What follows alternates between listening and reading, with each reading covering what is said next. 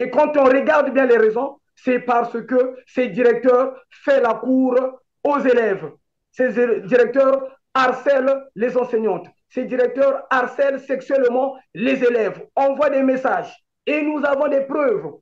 Parce que l'un des directeurs a eu-même à harceler l'enfant d'un suppléant. Et il ne Un savait pas. suppléant, c'est-à-dire un Un suppléant d'un suppléant donc, du député, député. c'est ça? Du député, oui, un suppléant du député. Nous avons des preuves et nous allons saisir le ministre de l'Intérieur avec toutes ces preuves, ainsi que le tribunal administratif, afin que tous ces directeurs-là puissent être poursuivis. Pourquoi? Parce qu'ils ont inséré leurs enfants dans nos écoles et qu'est-ce qu'ils font? Ils retirent les emplois du temps aux enseignants qui devaient enseigner. Pendant ce temps, ces classes restent comme ça sans enseignants. On prend le cas de Nganga Dingolo, l'enseignant qu'on a retiré l'emploi du temps est professeur de français. Donc, durant tous les trimestres, les enfants n'ont pas fait le cours de français. Alors, pendant les évaluations, ils vont donner des notes arbitraires pour masquer donc des rapports. Donc, ce sont des faux rapports qui sont transmis au niveau de la coordination jusqu'au MEPSA.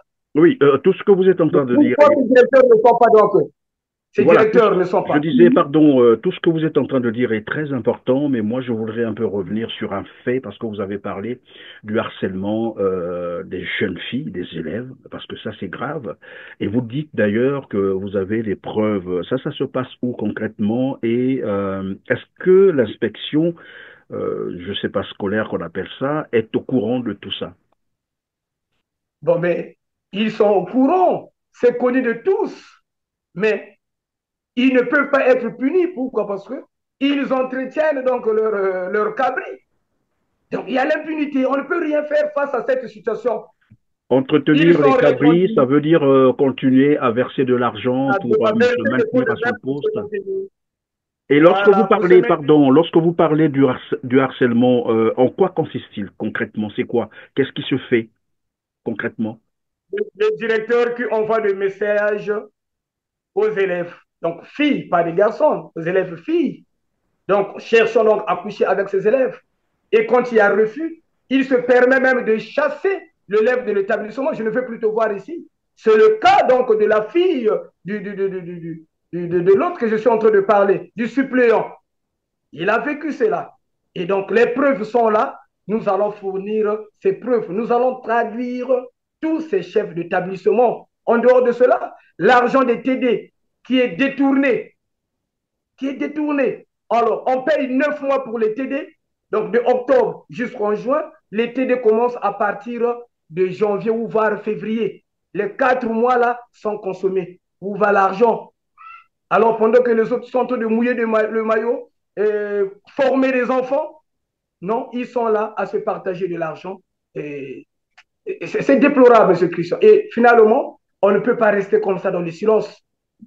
Bon, mais d'abord, chez nous, on n'avait pas reçu ni de blâme, ni de notes écrites pour nous faire partir de l'école. Ensuite, euh, ce n'est pas le ministre qui avait arrangé le problème. Je peux dire c'est le conseiller du président à l'éducation.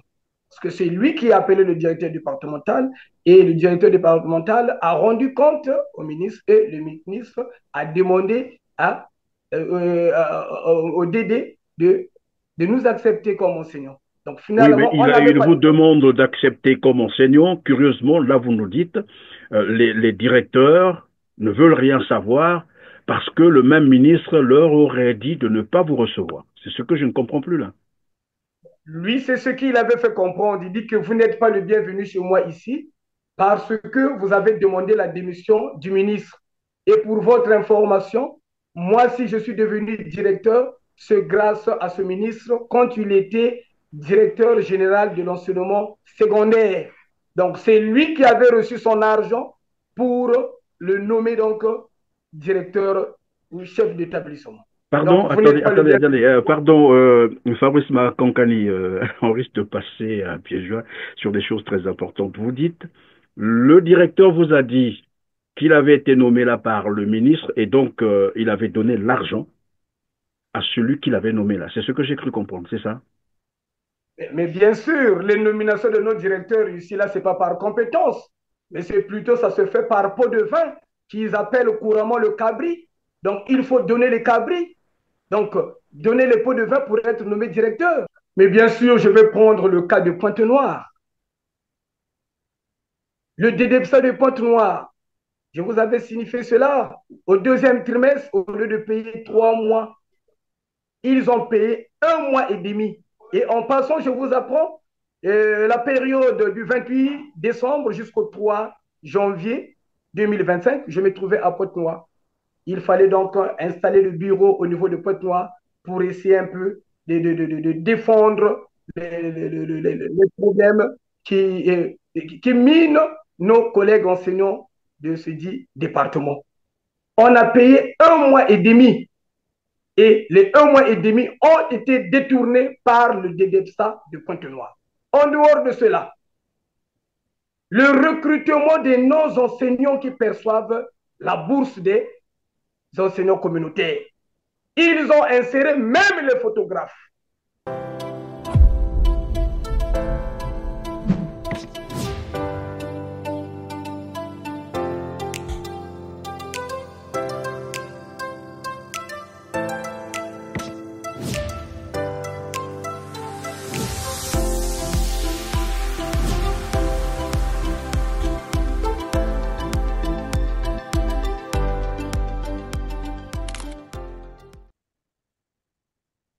Bonjour à toutes et à tous, mesdames, messieurs. C'est encore un plaisir de vous retrouver sur RCT. Merci de suivre ce numéro de Droit de savoir qui portera encore sur l'éducation au Congo-Brazzaville.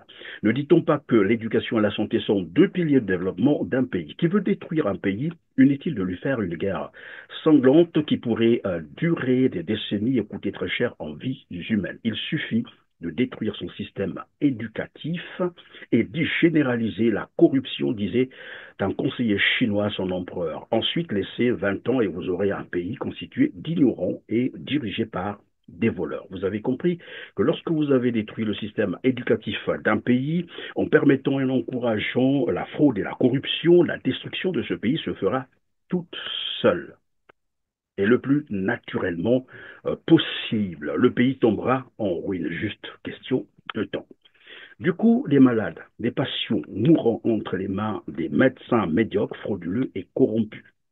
Des baptisés, les autoroutes, des ouvrages d'art s'effondreront car construits par des architectes et des ingénieurs médiocres, frauduleux et corrompus. Le système économique du pays, ses richesses, ses réserves de change fondreront comme de la neige, comme du foufou dans l'eau, dirait-on chez nous au Congo-Brazzaville, car entre les mains d'économistes, d'hommes politiques, d'investisseurs et des hommes d'affaires médiocres, véreux, frauduleux et corrompus. La justice, devrais-je vous en dire aussi quelque chose? Eh bien, elle deviendra injuste et au service des plus forts, car entre les mains d'hommes de loi, de juges médiocres, frauduleux et corrompus. Tous les domaines, je dis bien tous les secteurs, seront en ruine, car gérés par des tricheurs, des fraudeurs et des corrompus qui n'ont pas d'âme, pas de valeur, pas de repère, pas de modèle, pas de grandeur, pas de dignité, pas de conscience. Voilà qui entraînera donc l'effondrement total du pays. Le pays sera en ruine. Dites-moi si le Congo n'est pas en ruine actuellement. Mesdames, Messieurs, chers internautes congolais, observez autour de vous pour constater si tout ce que je viens de dire en amont n'est pas réellement la réalité vécue actuellement au Congo-Brazzaville. Bienvenue à ceux qui viennent de nous rejoindre pour la première fois sur R7 avec moi sur ce plateau. Fabrice Makonkani, responsable coordonnateur des enseignants communautaires actifs du Congo. Bonjour Fabrice et merveilleux. Bonjour, merci Monsieur Christian Purin de m'avoir encore reçu sur ce plateau aujourd'hui. Et j'en profite aussi de cette occasion pour vous souhaiter bonne année 2025. En tout cas, merci beaucoup Fabrice. Alors, vous avez eu des rencontres avec votre ministre de tutelle, Jean-Luc Montou, c'est comme ça qu'on l'appelle. Est-ce qu'on peut savoir à quel niveau vous vous trouvez aujourd'hui? Comment évolue votre situation? Oui, merci pour la question posée. Notre dernière rencontre avec le ministre Jean-Luc Montou revient donc du 1er octobre 2024, jour de la rentrée scolaire, où nous avons manifesté devant le ministère de l'enseignement primaire, secondaire et de l'alphabétisation suite au non-paiement de 2 trimestres de bourse. Et on ne pouvait pas aller enseigner les enfants des autres pendant que nos enfants étaient encore assis à la maison. Alors, vous avez manifesté en faisant quoi concrètement? Ben, nous étions là, et en plein sitting, faire du bruit, jouer au tam-tam, siffler devant les 2 ministères. Et la suite, Et c'était quoi? finalement, oui, ensuite, mais puisque le ministre est sorti, et il a sillonné les écoles, et c'était aussi le fiasco, ça n'a pas marché. Ils étaient obligés de prendre donc de louer des posters où on a mis des personnels moyennant des sommes d'argent pour représenter des enseignants dans ces différentes écoles. Et à leur retour, ils sont venus nous trouver en train de faire du bruit. Et le ministre n'était pas seul, il était accompagné du président des parents d'élèves, euh, du conseiller à l'éducation du président de la République, du maire de Windsor, du préfet de Brazzaville, du président de la commission éducation à l'Assemblée nationale. Donc, il était vraiment accompagné de plusieurs autorités de ce pays. Et ils nous ont trouvés sur place et finalement, et à la fin, il a fini par nous recevoir. Il nous a reçus. Alors, 3 mois donc après voilà, ces manifestations dont vous faites état, quelle est la situation actuelle des enseignants communautaires actifs du Congo? Bon, mais ce qui est d'abord décevant, c'est d'abord la réponse du ministre lorsque nous a reçus. Et ça a été d'abord pour 2 points. Euh, la restitution d'abord de nos emplois du temps, puisque le ministre avait exécuté à sa menace. On nous avait retiré des emplois du temps. Donc, il fallait évoquer aussi ce problème. Alors, le ministre nous a fait comprendre que ce n'était pas lui qui nous avait retiré les emplois du temps, mais c'était plutôt le directeur départemental. Alors, concernant nos revendications, eh bien, il nous a bien fait comprendre que ça n'émanait pas de sa volonté. Donc, la dernière décision revenait au chef de l'État. Donc, en dehors de cela, mais concernant les emplois du temps, finalement, nous nous sommes rendus à la présidence de la République, rencontrer donc le conseiller spécial à l'éducation du président de la République, M. Jean-Luc Bakabadio, et finalement, qui nous avait bien reçus en nous faisant comprendre qu'il y avait séparation des pouvoirs. Il travaille pour le président et non pour le ministre. Et il nous a fait comprendre qu'il était bel et bien présent le jour du sitting. Et nous n'avons rien fait de mal. Et le sitting ou la grève ou même la revendication, c'est de vos droits et c'est constitutionnel. Et il a pris son temps pour appeler le directeur départemental, lui ordonner de rétablir la situation. Et ça a été fait. Nous nous sommes rendus chez le DDEPSA. Le DDEPSA à son tour, le DDEPSA ne peut pas prendre une décision sans pourtant consulter sa hiérarchie, donc le ministre. Et finalement, il a instruit l'inspecteur coordonnateur et l'inspecteur coordonnateur nous a demandé d'aller prendre nos notes de mutation, donc d'affectation. Et nous sommes rendus là-bas, il nous a remis donc ces notes, mais arrivé dans dans nos différents établissements où nous avons été affectés, finalement, les directeurs n'ont pas voulu nous recevoir.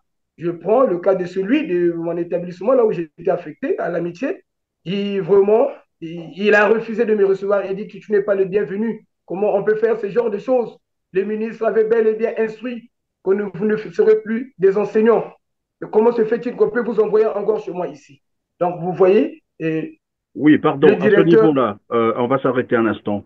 Le ministre, apparemment, a trouvé une solution pour vous parce qu'on vous a remis vos emplois du temps et tout, on vous a demandé d'aller travailler. Est-ce que cela avait été fait avec une note, j'allais dire, écrite? Bon, mais d'abord, chez nous, on n'avait pas reçu ni de blâme, ni de notes écrites pour nous faire partir de l'école. Ensuite, euh, ce n'est pas le ministre qui avait arrangé le problème. Je peux dire c'est le conseiller du président à l'éducation. Parce que c'est lui qui a appelé le directeur départemental et le directeur départemental a rendu compte au ministre et le ministre a demandé au DD de nous accepter comme enseignants. Donc Oui, mais finalement, on n'avait il pas vous de problème. demande d'accepter comme enseignant. Curieusement, là, vous nous dites, les directeurs ne veulent rien savoir parce que le même ministre leur aurait dit de ne pas vous recevoir. C'est ce que je ne comprends plus là. Lui, c'est ce qu'il avait fait comprendre. Il dit que vous n'êtes pas le bienvenu chez moi ici. parce que vous avez demandé la démission du ministre.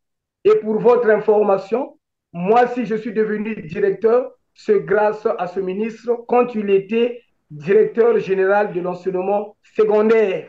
Donc, c'est lui qui avait reçu son argent pour le nommer donc directeur ou chef d'établissement. Pardon, Donc, vous n'êtes attendez, pas le attendez, bienvenu. attendez. Pardon, Fabrice Makankani, on risque de passer un pied joint sur des choses très importantes. Vous dites, le directeur vous a dit qu'il avait été nommé là par le ministre et donc il avait donné l'argent à celui qu'il avait nommé là. C'est ce que j'ai cru comprendre, c'est ça?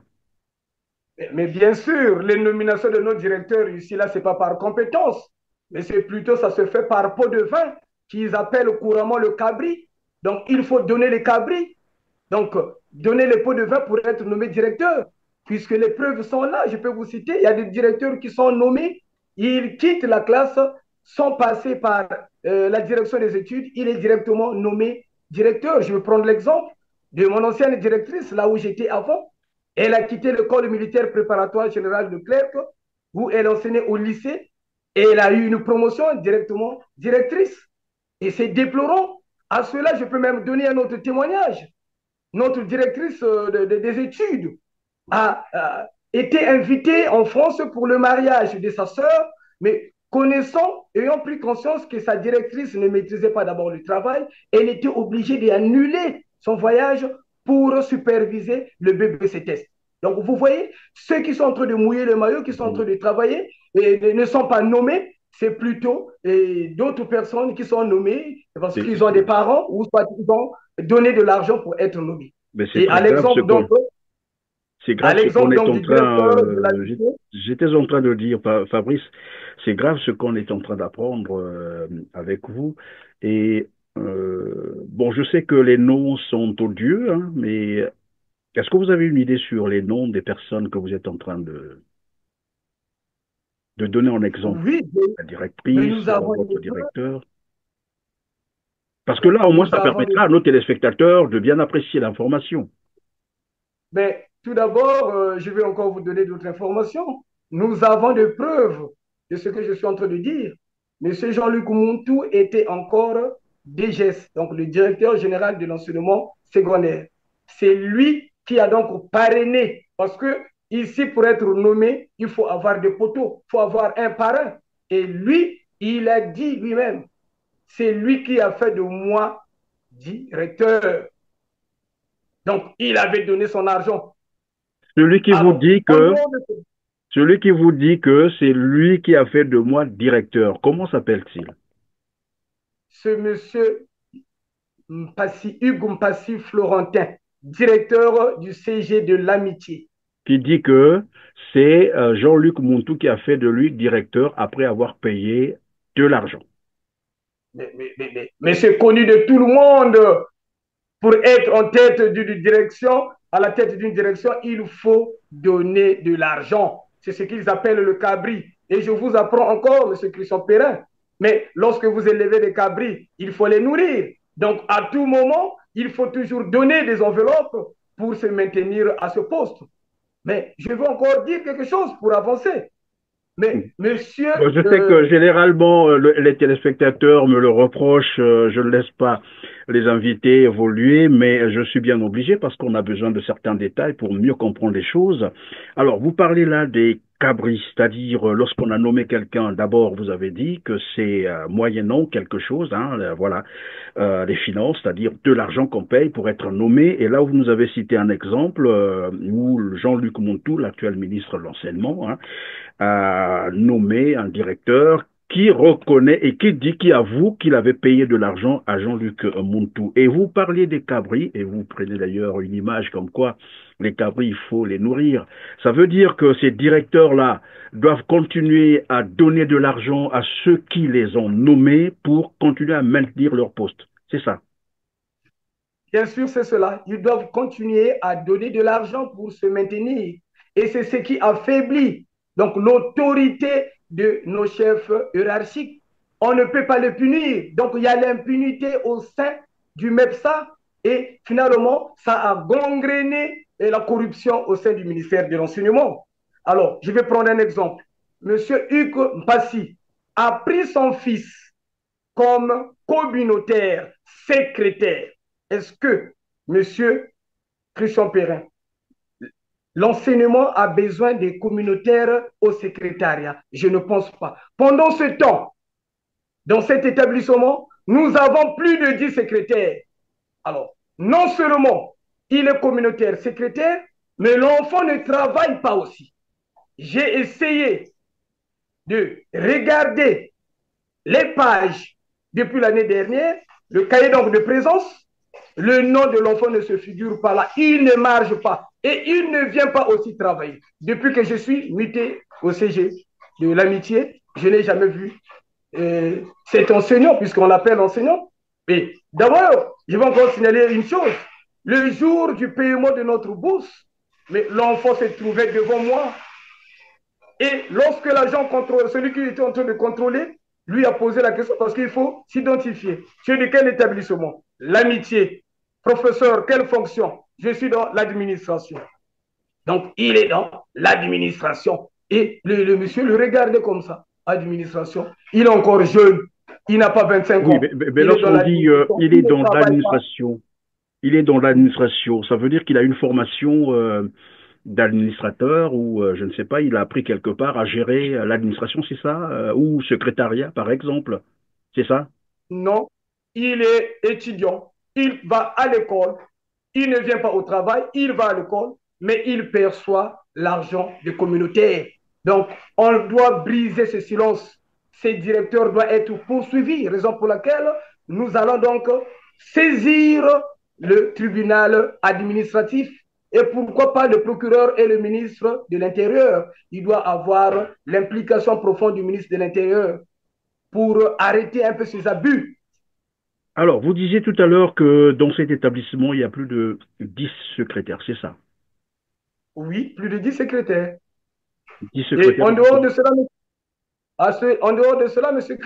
Christian Perrin, je vais ajouter quelque chose.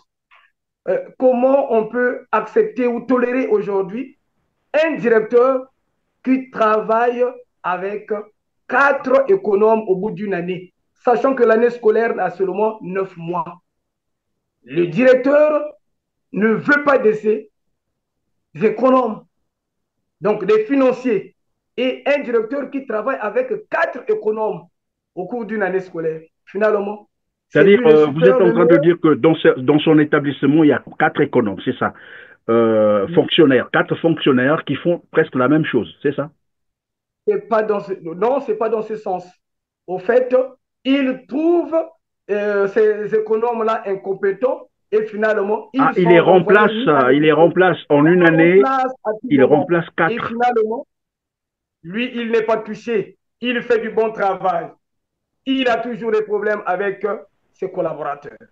Il est là. On ne peut pas le toucher parce qu'il a sa pylône. Et c'est qui sa pylône? C'est le ministre. Il a été parrainé par le ministre. Il est intouchable. On ne peut pas le toucher. Et là, je vous dis encore, il vient encore de me retirer l'emploi du temps en passant, je vous le dis. Pourquoi? Bah, pas seulement moi, avec M. Jusselin, parce que moi et M. Jusselin, on nous avait donc muté à l'amitié et il avait promis qu'il allait faire des sommets pour nous retirer encore l'emploi du temps.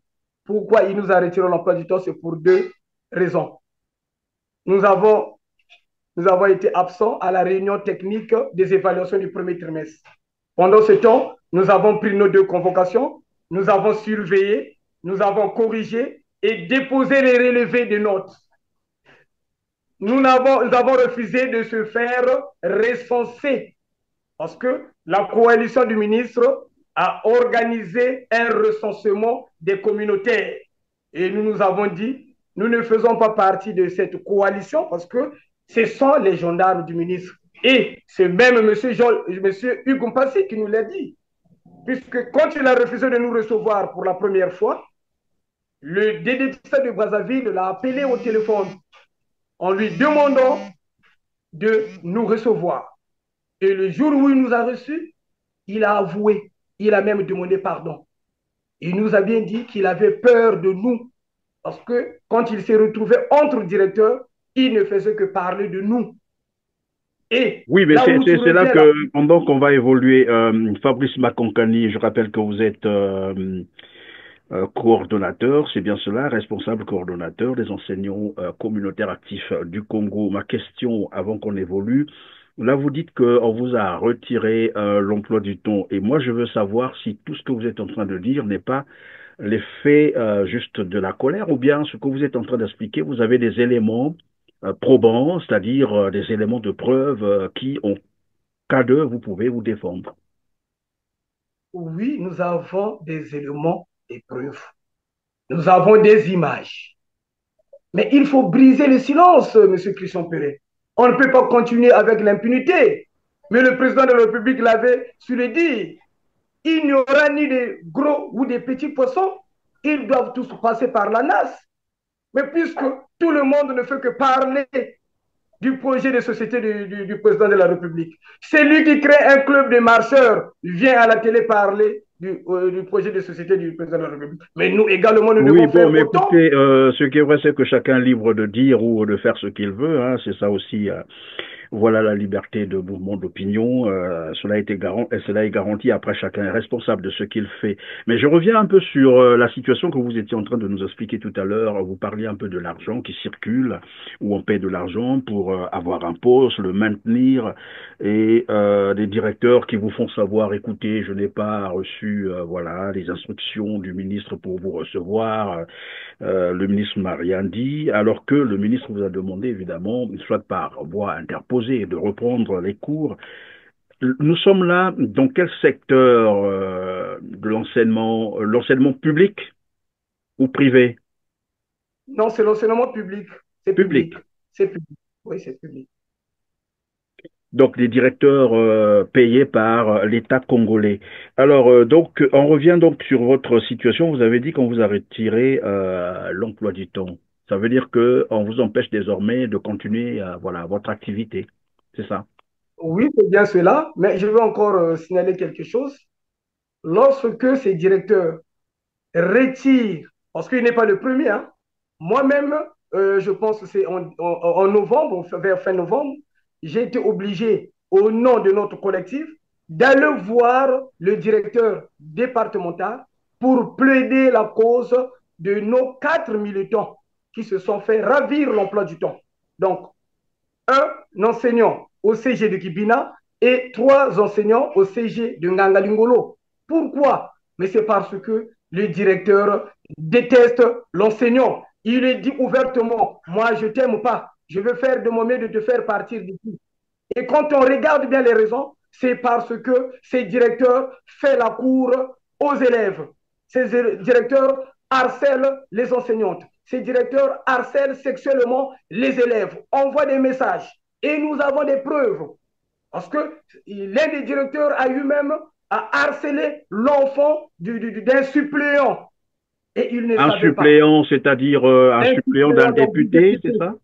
du député, oui, un suppléant du député. Nous avons des preuves et nous allons saisir le ministre de l'Intérieur avec toutes ces preuves, ainsi que le tribunal administratif, afin que tous ces directeurs-là puissent être poursuivis. Pourquoi? Parce qu'ils ont inséré leurs enfants dans nos écoles et qu'est-ce qu'ils font? Ils retirent les emplois du temps aux enseignants qui devaient enseigner. Pendant ce temps, ces classes restent comme ça, sont enseignants. On prend le cas de Nganga Dingolo, l'enseignant qu'on a retiré l'emploi du temps est professeur de français. Donc, durant tous les trimestres, les enfants n'ont pas fait le cours de français.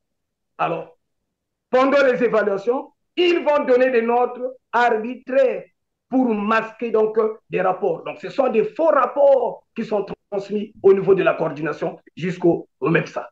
Oui, tout ce que vous êtes en train de dire Pourquoi ces directeurs ne sont pas donc ces voilà, directeurs ne sont je pas. disais, pardon, tout ce que vous êtes en train de dire est très important, mais moi je voudrais un peu revenir sur un fait, parce que vous avez parlé du harcèlement des jeunes filles, des élèves, parce que ça c'est grave.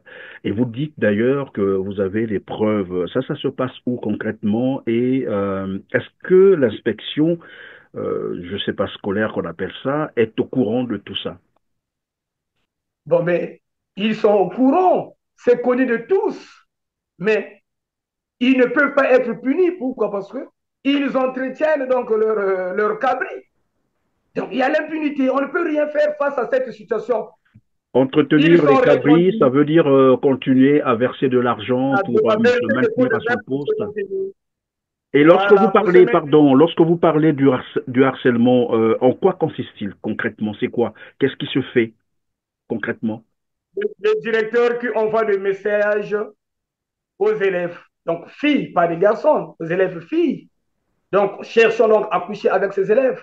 Et quand il y a refus, il se permet même de chasser l'élève de l'établissement. Je ne veux plus te voir ici. C'est le cas donc de la fille de l'autre que je suis en train de parler, du suppléant. Il a vécu cela. Et donc, les preuves sont là. Nous allons fournir ces preuves. Nous allons traduire tous ces chefs d'établissement. En dehors de cela, l'argent des TD qui est détourné, Alors, on paye 9 mois pour les TD. Donc, de octobre jusqu'en juin, les TD commencent à partir de janvier ou voire février. Les 4 mois là sont consommés. Où va l'argent? Alors, pendant que les autres sont en train de mouiller le maillot, former des enfants, non, ils sont là à se partager de l'argent. C'est déplorable, ce Christian. Et finalement, on ne peut pas rester comme ça dans le silence. Ceux qui n'arrivent pas à dénoncer, mais le syndicaliste est là pour défendre la cause de ces militants. Et nous n'allons pas croiser les bras. Nous allons toujours continuer jusqu'à obtenir gain de cause. Au cas contraire, on sera donc obligé de faire signer une charte judiciaire afin qu'on puisse se séparer à l'amiable, qu'on puisse nous payer nos services rendus. Services rendus. Le mieux serait Alors, peut-être. Fabrice Bakonkali, j'ai cru comprendre que lorsque vous citiez les exemples, c'est beaucoup plus dans la partie, j'allais dire, hein, le pôle sud. Est-ce que vous avez d'autres exemples à travers le Congo? Mais bien sûr, je vais prendre le cas de Pointe-Noire. Le DDPSA de Pointe-Noire, je vous avais signifié cela. Au deuxième trimestre, au lieu de payer 3 mois, ils ont payé 1 mois et demi. Et en passant, je vous apprends, la période du 28 décembre jusqu'au 3 janvier 2025, je me trouvais à Pointe-Noire. Il fallait donc installer le bureau au niveau de Pointe-Noire pour essayer un peu de défendre les problèmes qui minent nos collègues enseignants de ce dit département. On a payé 1 mois et demi et les 1 mois et demi ont été détournés par le DDPSA de Pointe-Noire. En dehors de cela, le recrutement des non-enseignants qui perçoivent la bourse des enseignants communautaires. Ils ont inséré même les photographes.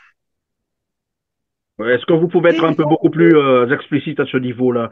Revenons d'abord sur, vous avez dit 1 mois et demi. Après là, on va chercher à comprendre comment est-ce qu'on paye 1 mois et demi, comment évaluer ça et pourquoi on doit payer 1 mois et demi. Vous avez dit ça a été détourné. Là, ça se passe où concrètement? Parce que moi, je veux bien que Ça se on passe soit dans le précis. département de, ça se passe dans le département de Pointe-Noire. C'est le département de Pointe-Noire où le DDPSA de Pointe-Noire a détourné 1 mois et demi. Donc, au lieu de payer 3 mois, ils ont payé juste 1 mois et demi. Et là, récemment, lorsque nous avons perçu en novembre le troisième trimestre, il allait encore payer seulement 2 mois. J'étais obligé de demander à nos collègues de Pointe-Noire de ne pas prendre cet argent et d'aller manifester devant la mairie de Pointe-Noire. C'est ce qu'ils ont fait. Et finalement, le ministre Jean-Luc Montou et le ministre Désiré Mundele se sont rendus à Pointe-Noire pour essayer un peu de stabiliser la situation. Et ils ont été payés. Donc les 3 mois ont été payés. Mais il reste le reliquat de 1 mois et demi.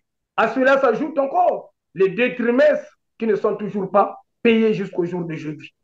En Et fait, vous là, êtes nous en train de envisageons... nous expliquer, Fabrice, vous êtes en train de nous expliquer là une situation bien connue au niveau de l'administration congolaise, c'est-à-dire même au sommet.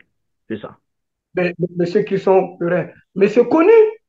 Et le ministre Jean-Louis Montou, en présence du ministre Désiré Mundele, a promis à nos collègues enseignants de Pointe-Noire qu'ils allaient payer le 1 mois et demi détourné par le MEPSA. Et jusqu'au jour d'aujourd'hui, ça n'a pas encore été payé. Mais toutes les situations qui minent l'enseignement sont connues de tous.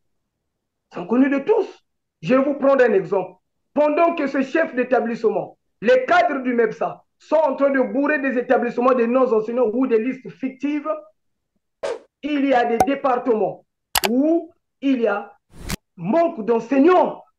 Vous allez voir dans une école où il y a seulement 2 enseignants pour 6 classes pédagogiques. Donc, les directeurs enseignent. Après le directeur, il y a un communautaire ou un bénévole. Donc, c'est des classes multigrades. Vous allez voir, je vais prendre pour l'exemple, le CG de Linzolo qui se trouve là à côté, à 27 km de Brazzaville, où pendant 10 ans, les enfants ne composent pas au BPC, je dis bien un examen d'État, en français et en mathématiques. Et là où je vous parle, à Linzolo, il y a un manque d'enseignants de mathématiques et de français. Donc les enfants de la 6e jusqu'en 3e ne font pas mathématiques et français. Et même le BPC, déjà 2 ans de cela, que ce soit les cordons, donc les inspecteurs, le DDPSA, le MEPSA est incapable de résoudre cette situation. Quel Oui, avenir mais pour cette lorsque jeunesse? vous dites, pardon, Fabrice Bakonkani, que ces enfants ne font pas les épreuves de mathématiques, vous avez dit tout à l'heure, et de français, à l'examen, après, il faut qu'on se pose la question, comment seront-ils orientés? Parce que lorsqu'on arrive au lycée, ben, naturellement, on doit vous orienter soit en mathématiques ou en littérature, c'est ce que je sais. Mais si déjà ces enfants-là ne font pas mathématiques, ne font pas français, comment les oriente-t-on finalement? Mais c'est là où vient le problème, M. Christian Perrin. Nous savons très bien au lycée général, donc à l'enseignement général, en seconde, nous n'avons que 2 séries. Donc il y a la série A et la série C.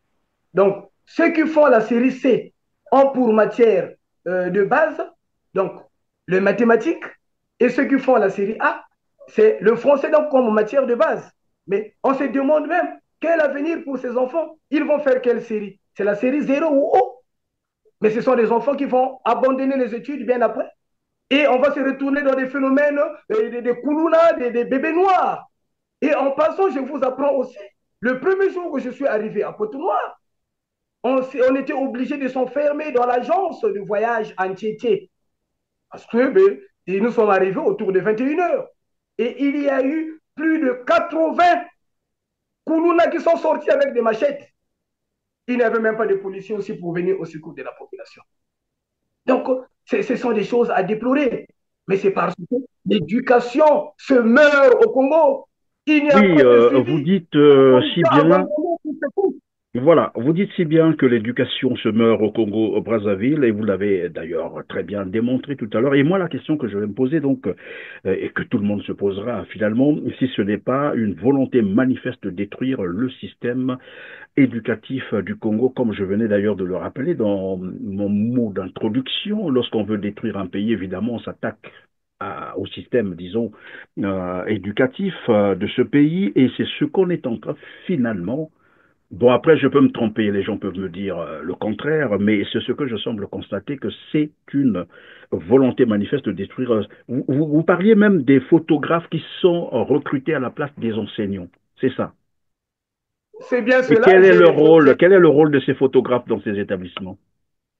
Ce sont des photographes qui viennent pour prendre des photos des enfants lors des examens. Des photos qu'on doit placer sur des cartes, des cartes scolaires. Et comme ce sont des petits, des directeurs, mais le directeur a pris les noms de ces petits, insérés sur la liste des enseignants communautaires. On a inséré les noms des petits frères et même les noms des enseignants fonctionnaires. Ceux qui sont déjà fonctionnaires, on insère le nom pour se partager de l'argent, M. Christian Perrin. Mais ce n'est C'est-à-dire, pas tout. ils sont fonctionnaires, ils ont des salaires, on les insère encore dans les listes, Comme évidemment, des j'ai communautaires des preuves vous- pour percevoir encore de l'argent. Et à la fin, c'est pour se partager donc avec le directeur. Et la note est signée du DDPSA Pointe-Noire. Le DDPSA Pointe-Noire. Donc, finalement, nous sommes là. C'est pour revenir à la question que vous m'avez posée. Ce n'est pas par colère. Non. Mais on ne doit pas rester silencieux comme ça face à ces impunis. Donc, le gouvernement congolais ne fait que se contenter des rapports fournis par ses chefs d'établissement, alors que sur le terrain, c'est autre chose. Et il y a l'impunité. Pourquoi il y a l'impunité? Mais parce qu'il y a des pots de vin qui sont versés. pour se Évidemment, c'est ce que maintenir à nous ce poste. appelions donc généraliser la corruption. Nous y sommes là. Alors, vous parlez donc du pool, hein, certaines circonscriptions scolaires du pool. Vous avez parlé de Pointe-Noire. Vous avez d'autres éléments, des autres départements, par exemple? Mais c'est pas seulement le pôle. On peut prendre le département de la Liguala, où derrière moi-même j'avais évoqué. On trouve même des prestataires ou des communautaires de plus de 60 ans. Il a déjà 60 ans. Donc, il va encore bénéficier, il ne peut plus jouir de sa souffrance ou de ses droits. Et en dehors de cela, que ce soit dans la Likwala, la Songa ou la cuvette, vous allez trouver des établissements où il y a seulement un seul enseignant ou deux enseignants. Pendant ce temps, à Brazzaville, les écoles sont bourrées de secrétaires. Je vous avais cité des exemples ici. On va à Bernadette Bayonne, il y a plus de 32 secrétaires. On vient là à la Sorbonne créer et construire récemment là, plus de 17 secrétaires. On va à Mansimou, à Kinsuni, plus de 20 secrétaires. L'idéal, c'est de prendre ces enseignants-là à moins de 50 ans ou de les former, de les envoyer dans les départements parce qu'ils prennent de l'argent pour rien. Et face à l'État congolais est bien conscient de ce qui se passe. Ils le Alors, savent. Donc, nous ne sommes pas contre le ministre Montou, je le dis à toute fois, mais nous sommes contre le système, contre l'impunité. contre la corruption également, vous l'avez démontré tout à l'heure. Alors, vous disiez qu'il y a un grand déficit d'enseignants, évidemment, dans le système éducatif congolais. On parle de 20 000 enseignants, c'est-à-dire un déficit de 20 000 enseignants. Et vous nous dites qu'on recrute des photographes, des parents qui n'ont rien à voir avec l'enseignement, bien entendu, pour qu'ils prennent de l'argent et puis se le partagent. Tout ça, c'est la corruption, c'est la fraude. Mais après, je l'ai dit tout à l'heure, si ce n'est pas un système savamment organisé pour détruire le Congo, parce que c'est ce à quoi nous sommes en train d'assister, je vais vous proposer un élément de reportage que nous allons tous suivre, et on reviendra sur le plateau pour que vous nous disiez ce que vous en pensez. Suivez. Vous prenez nos élèves, nos enfants, terminale, université, lisez ce qu'ils écrivent. À l'armée, les gens vont dans des écoles, académies là. Mais c'est des bacs scannés. Ça, au moins, ça c'est favori. Les bacs scannés, à 95%, c'est des bacs scannés. Voilà ce que je trouve médiocre. Et on a favorisé la tricherie. Il y a une tricherie à haute tension à l'école. L'enfant ne passe pas. Cautionné même par les parents. Nous, les parents, nous cautionnons ça. Bon, l'enfant ne passe pas, vous l'amenez en classe supérieure. Les élèves sont en train de corrompre, même les professeurs, ils acceptent. Mais vous voulez avoir quel système? Un système négatif. Vous êtes renvoyé à Kélé, excusez-moi toujours de parler de Kélé, et vous vous retrouvez avec un autre bulletin. C'est une tricherie. Il faut qu'on mette un peu de l'ordre. C'est simple, 4 millions d'habitants. On n'arrive pas. Mais le système éducatif, nous avons un problème d'enseignants. Les gens vont prendre le service à Kélé, et ils reviennent et restent à Brazza. Je reviens de qui il n'y a pas d'enseignants. Vous arrivez à la maison d'inspecteur, des inspecteurs, c'est dans l'herbe. On ne punit personne. Vous voulez quoi? On ne renvoie pas. Mais vous voulez quoi? Vous voulez avoir quel système où on ne renvoie pas? Nous sommes dans un pays où la tricherie existe et c'est cautionné par les chefs. Pour rentrer à l'académie militaire, vous pensez que c'est moyennant d'argent, hein? À Gamboma, c'est de l'argent. À l'école des cadets, allez-y voir. C'est pas n'importe qui peut rentrer à l'école des cadets. Ce n'est pas n'importe qui. Allez-y, il y a des écoles. Allez-y à l'INSA. Vous allez entendre les noms des enfants qui sont là-bas. C'est quel système où il n'y a que les enfants d'un tel, des noms qui vont là-bas. Est arrivé un moment où le Congo, pour ne parler que d'éducation, avait atteint un taux de scolarisation de 100%. Et nous l'avons atteint aux années 80, même avant. Et puis est arrivé un autre moment où nous avons décidé de détruire. Et le taux de scolarisation a baissé. Fabrice Makonkani, vous avez suivi avec moi ce reportage et de tout ce que vous avez relaté, ce système que vous avez peint, vous avez évidemment bien expliqué de ce qui se passe. Corruption, vol, détournement, parfois désorientation, il faut le dire comme ça, des directeurs qui doivent continuer à payer de l'argent à un ministre ou à un directeur, je ne sais pas, bon voilà, général ou de cabinet qu'il soit, pour se maintenir à leur poste, des directeurs qui prennent des décisions comme si c'était évidemment voilà pourquoi je vous ai même posé la question de savoir si cela se passait dans des écoles publiques.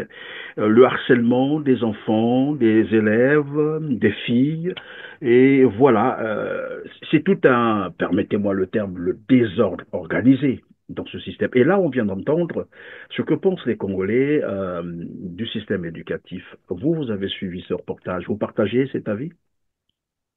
Mais bien sûr, Monsieur Christian, raison pour laquelle je vous avais dit que ces informations sont connues de tout le monde. C'est connu de tous. Mais lorsqu'on parle, par exemple, du pléthore, ou les enfants qui s'appellent à même le sol, mais c'est vrai, mais c'est vrai. Vous allez trouver dans une salle de classe 150 élèves, où parfois les élèves sont assis à même le sol. Mais comment vous allez évaluer ces enfants?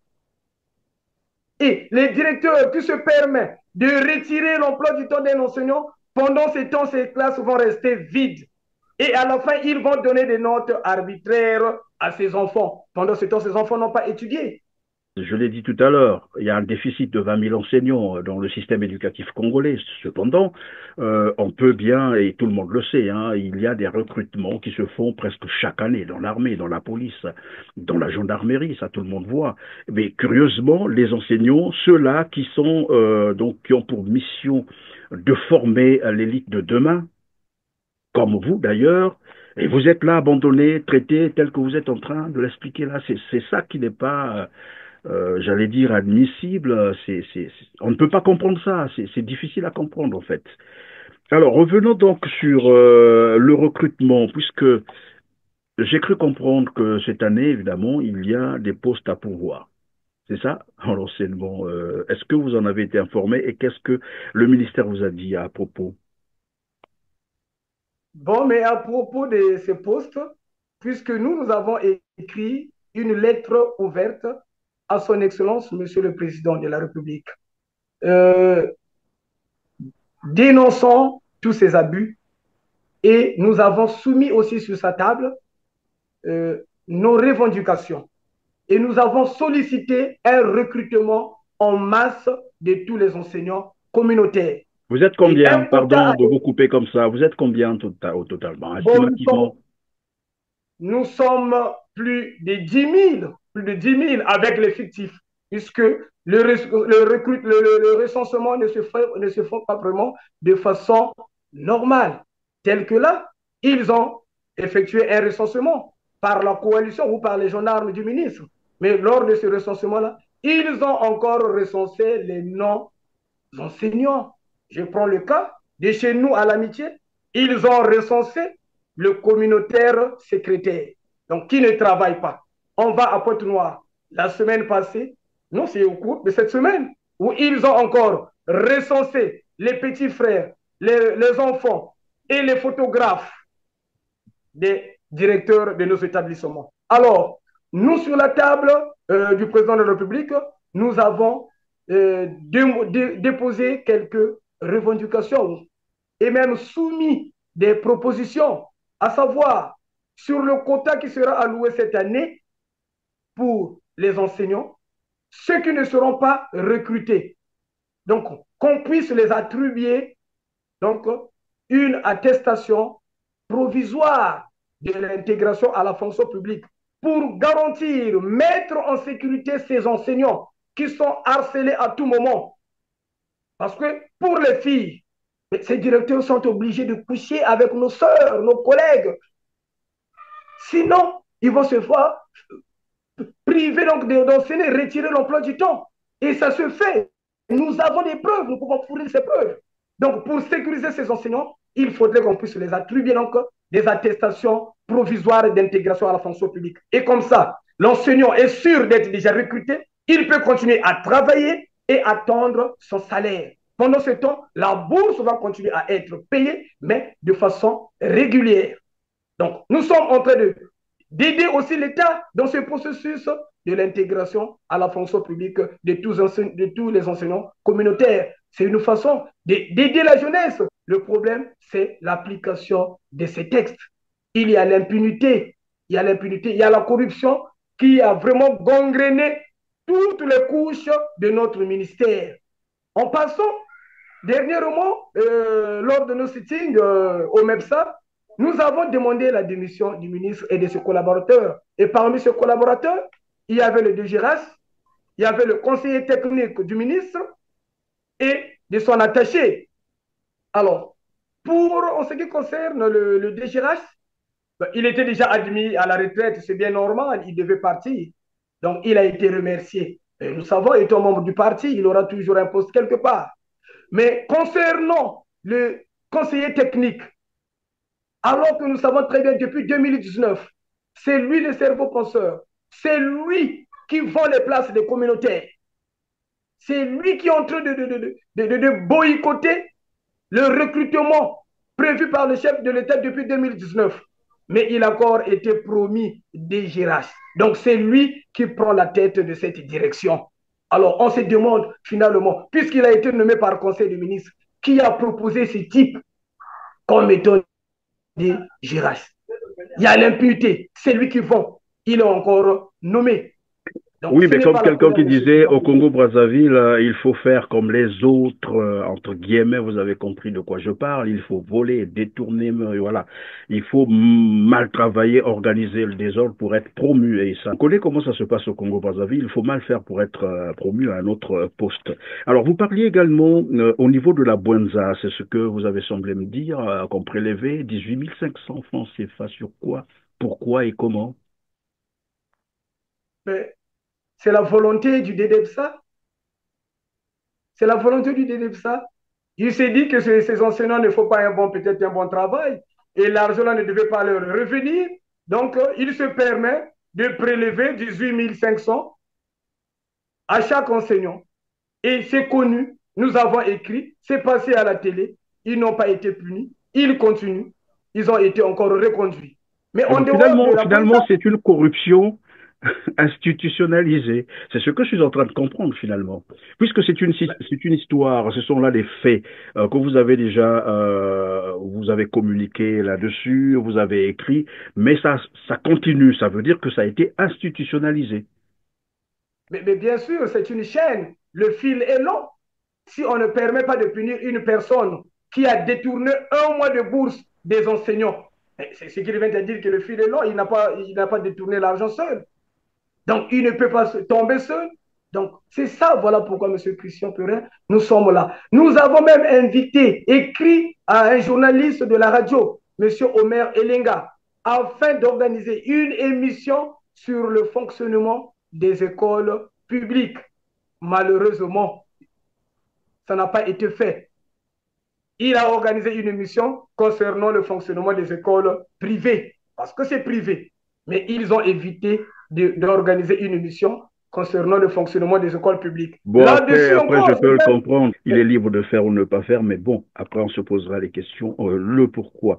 Et donc, vous parliez de ces 18 500 prélevés, mais les communautaires concernés, les communautaires, donc les enseignants concernés, qu'est-ce qu'ils ont fait? Ils n'ont pas porté plainte parce que là, c'est du vol en plein.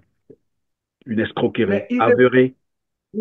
Ils ne peuvent pas porter plainte. Mais qu'est-ce qu'ils ont fait au niveau du MEPSA? Mais ils ont formé leur coalition. Ils ont leurs représentants. C'est comme ce qu'ils venaient de faire tout à l'heure là. Ils ont autorisé à cette coalition de faire le recensement de tous les communautaires. Et là-dessus, puisque ce sont eux, mais vous savez très bien que la main qui donne, c'est la main qui commande. Donc, insérer le nom d'un tel, on insère, ils ne peuvent rien dire. Et la multitude donc des collectifs. Donc, on vous oblige de s'unir, de parler d'une voix, de parler seulement au nom du ministre. Et nous, c'est ce que nous avons refusé. Cela nous a coûté même le retrait des emplois du temps, puisque le directeur l'a bien dit, que vous avez refusé de vous faire recenser, alors qu'il était le premier même à nous dire que non. Je vous vois bien, cette coalition, ce ne sont que les gendarmes du ministre. Quelqu'un qui dit une chose et son contraire. Et on va continuer comme ça, les choses ne vont pas évoluer. C'est ce Christian Perrin, je ne sais pas comment décrire ce genre de situation. Vous voyez? Et suite à cela, voilà pourquoi nous tournons vers vous pour des émissions. Parce que faire une émission au Congo, c'est impossible. Il faut d'abord regarder qu'est-ce qu'il va dire. Qu'est-ce qu'il veut parler de quoi? Raison pour laquelle on ne peut pas faire une émission concernant donc le fonctionnement des écoles. Et là, quand on vient vers M. Christian Perret, vous partez faire des émissions avec un journaliste opposant. Opposants, C'est non, ils se déplorable. trompent. Il n'y a jamais des journalistes opposants parce que nous, on ne fait pas la politique de toute façon. Qu'ils aillent chercher partout, ils trouveront jamais mon nom. Bon, moi encore, je parle de moi. Ils trouveront pas mon nom dans une association quelconque politique. Je n'ai jamais souscrit à une association ni à un parti politique. Donc, je ne fais pas la politique. Je ne fais que du journalisme et je dis ce qui est vérifiable, tel que ce que vous êtes en train de Mais bien dire. sûr, Ah, un c'est journaliste vérifiable. doit C'est être à vous la qui le tête. dites.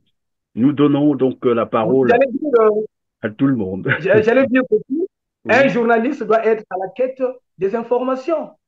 Et on vous livre des informations comme ça, il faut chercher à vérifier et publier s'il faut. Donc c'est ça. Mais ils Bon, sont chez nous, ils sont limités. peut-être qu'au niveau du Congo, ils ont une autre, je ne sais pas, signification de l'opposant. Je ne sais pas ce qu'ils appellent par opposant, parce que au Congo, Brazzaville, c'est quoi? Vous parlez de l'eau qui manque, vous êtes opposant. Vous parlez de l'électricité qui est instable, vous êtes opposant. Voilà le panier de la ménagère qui est aujourd'hui menacé, très menacé, vous êtes opposant. Le coût du carburant qui a augmenté, vous êtes opposant. Tout ce que vous dites, vous êtes opposant, sauf lorsque vous avez adulé ou voilà, vous avez chanté le roi Tata Mokonzi, Nkoyi, bon là, on vous dit c'est bon. Alors, bon, mais dans tous les cas, nous sommes là pour également aussi promouvoir la liberté d'expression et nous recevons tout le monde. Tout le monde, je dis bien tout le monde sans exception. Voilà, la voix elle est libre, hein, le plateau il est à tout le monde. Merci Fabrice Makonkani, à moins que vous ayez encore quelques préoccupations, bien sûr, donc je ne vous ai pas posé les questions, hein, c'est le cas de le faire et ça sera la fin de cette émission. Oui, ça ne peut pas manquer, ça ne peut pas manquer. Parlons d'abord du panier de la ménagère, dont vous avez évoqué tout à l'heure. Mais les enseignants communautaires n'ont pas pu offrir des jouets à leurs enfants pendant la fête de Noël. Donc, nous sommes à 6 mois d'impayés. Et là, nous avons encore repris. Nous avons encore repris avec les cours. Moi, personnellement, j'ai travaillé un jour, puisqu'il fallait faire la correction de la composition avec les enfants. Et c'est après la correction qu'on m'a demandé d'aller voir le directeur et puis avoir des informations. Donc, on ne peut pas rester comme ça. On ne peut pas aller travailler sans argent. Et vos enfants sont allés Donc, à l'école tout de même, à la rentrée scolaire? Ils ont eu des fournitures scolaires? Comment vous avez fait? mais on était obligé de s'endetter, raison pour laquelle nous avons adressé un message auprès du président de la République, chef de l'État, en sollicitant le paiement du troisième trimestre. Et cela a été fait. Mais cet argent nous avait permis juste de payer quelques-unes de nos dettes. Et là, nous sommes encore endettés. On s'est encore endettés. Donc, nous avons fait passer des fêtes comme ça, sans argent. Et là, nous avons encore repris le cours. Donc, nous demandons au gouvernement congolais de faire face à cette situation. Au cas contraire, un avis de grève sera lancé au plus tard le 15 pour demander à tous les enseignants de rester à la maison. Et à cela, si cela persiste, nous allons faire signer ce que j'avais dit, une charte judiciaire. Donc, C'est-à-dire, pour qu'on puisse nous payer le service rendu, qu'on se sépare à l'amiable, puisqu'ils ne veulent pas de nous, pendant ce temps qu'il y a un déficit criard au sein de l'enseignement. Nous allons rester chez nous et nous allons saisir la justice. merci Fabrice Makonkandi. Je rappelle que vous êtes responsable coordonnateur des enseignants communautaires actifs du Congo. Grand merci d'avoir été encore avec nous sur le plateau R7 en ce début d'année 2025, dans l'espoir que cette année sera probablement beaucoup mieux que l'année 2024 et que vos problèmes, votre situation pourrait pourquoi pas trouver solution, puisque vous vous êtes exprimé à cœur ouvert, comme qui dirait, ce que vous avez dit, tout ça sont des faits, vous avez dit c'est démontrable, les preuves existent, et bon, encore qu'on dise que vous venez sur le plateau d'une télévision d'un journaliste de l'opposition, ça c'est moi qui assume, hein, et puis de toute façon, voilà. Je suis journaliste et je continuerai à faire donc mon travail. Je tendrai mon micro à tout le monde, je dirai ce que je sais et pour ceux qui veulent des preuves, ben, qu'ils aillent à la justice. On apportera des preuves de tout ce que nous disons. Donc il n'y a pas d'opposition aux médias, ça n'existe pas. C'est même une ignominie que de penser comme ça. Merci, donc grand merci d'avoir été avec nous. Revenez comme quand vous le voudrez, bien sûr, et dès que vous avez les nouvelles informations. Comme je l'ai dit tout à l'heure, le plateau est ouvert à tout le monde. Vous serez toujours le bienvenu. Mesdames, Messieurs, vous avez compris que nous sommes à la fin de cette émission. Grand merci de nous avoir encore prêté votre attention, de nous avoir suivis. Les petits gestes, je ne cesserai de vous rappeler de cliquer sur le petit pouce en l'air juste en bas de la vidéo. Vous pouvez également soutenir R7 en faisant un petit don, vous avez le lien juste en bas de la vidéo. Sinon, cliquez sur le bouton super, merci. Quand j'ai dit ça, je voudrais également vous lire aussi en commentaire. Dites-nous ce que vous pensez des sujets aussi sensibles que nous avons abordés aujourd'hui avec Fabrice Makonkani. Merci et à très bientôt.